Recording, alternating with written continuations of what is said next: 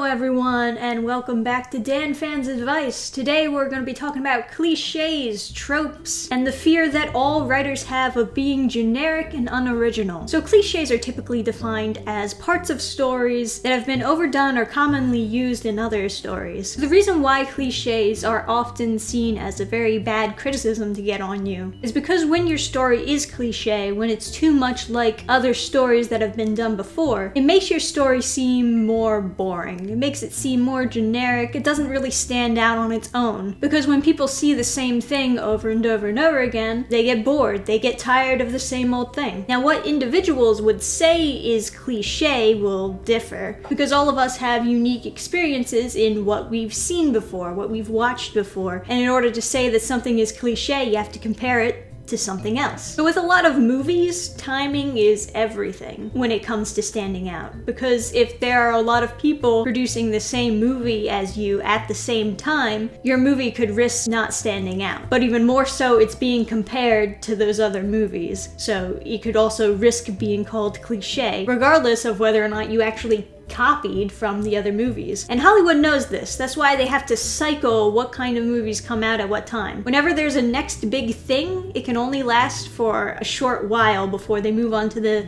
next big thing. Like, you remember how cowboy movies were once like really big and kids would always dress up like cowboys and shoot each other. Then there were the space movies, Star Wars, that was a huge thing. And then there's the superhero movies. But they can only last for so long till the audiences get a little bit tired of seeing the same thing over and over. So timing really is everything when it comes to when you decide to put out your story, whatever it may be. It's always good to look at other stuff that's coming out around the same time and see if yours actually stands out on its own, or if it could be viewed as too much like this other thing. Businesses always want to take advantage of whenever something is popular, so they'll produce a lot of it. And that's fine, because when something is popular, people will consume a lot of it. But that'll only last for a short while, so you really do have to pay attention to when audiences are starting to lose interest. You either capitalize on it at the beginning, right when it's at that peak, or you wait until it's faded into oblivion and then come out with it. I mean, really, right now would be a perfect time to come out with a cowboy movie. I haven't seen one in forever. So now, moving on to my next little topic of discussion,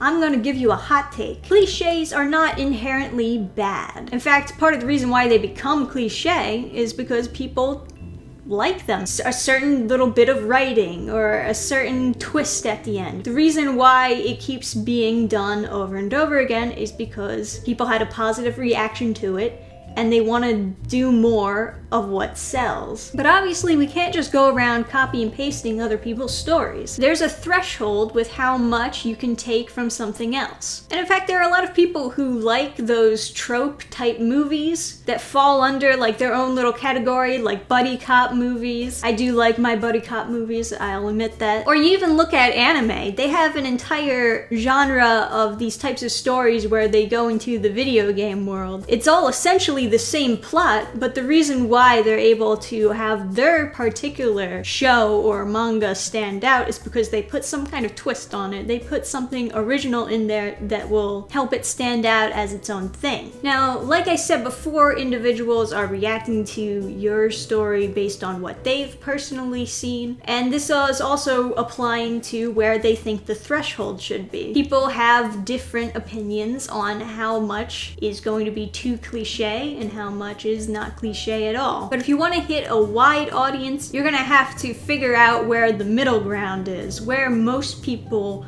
will think it's not too much and it stands out on its own. For that, you're gonna need to do some focus grouping. You are gonna need to ask opinions of other people, test the waters with your writing and see what they think about it. And if they come back at you with the critique, I think this line here is a little bit too cliche, it's been overdone, maybe you consider changing that. I mean, really, the peak of good writing, I think, comes from the editing phase. I don't think that anything is good at the first draft. You really need to reread and look it over, figure out how to get it perfect. Now, when it comes to creating original ideas, maybe you want my advice how to get inspired for something original, some kind of twist to add into your story because you're worried that your story as it is too cliche. Or maybe some of you were looking for advice to come up with a completely original story from scratch. I don't know if I've ever actually seen a story that I would define as completely original from scratch, because you do have to take a little bit from other writers and other stories to kind of understand formula of story. I mean, basically every story follows a certain formula, so you could consider every story to be like the same in that general sense. But once you decide, I want to write this type of story,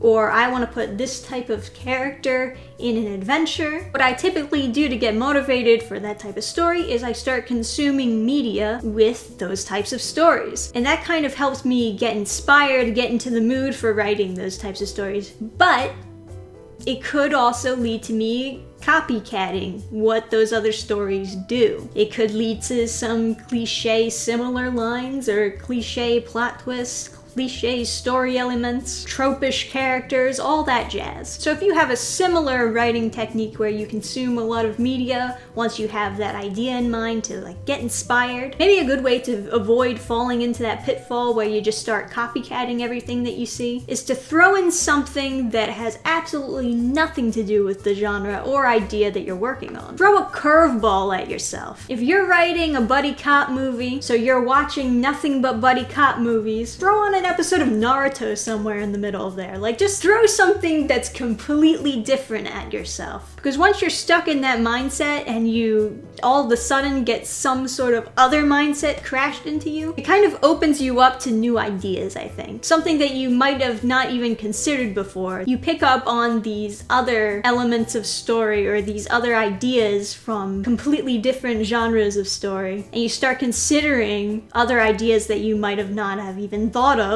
by just watching these same old buddy cop movies. So to summarize Dannphan's advice on cliches and tropes, pick a good time for your story to come out. You don't want to be competing with too many things, and you don't want your story to be compared to too many things. Focus group your stuff, find out where the main audience holds their threshold with what is too cliche and what is not, and consume more media than just what you're writing for. Look for sources of inspiration everywhere, not just in one spot. So I hope that this advice helps you in the future. I'll see you next time, guys. Bye! Program restart.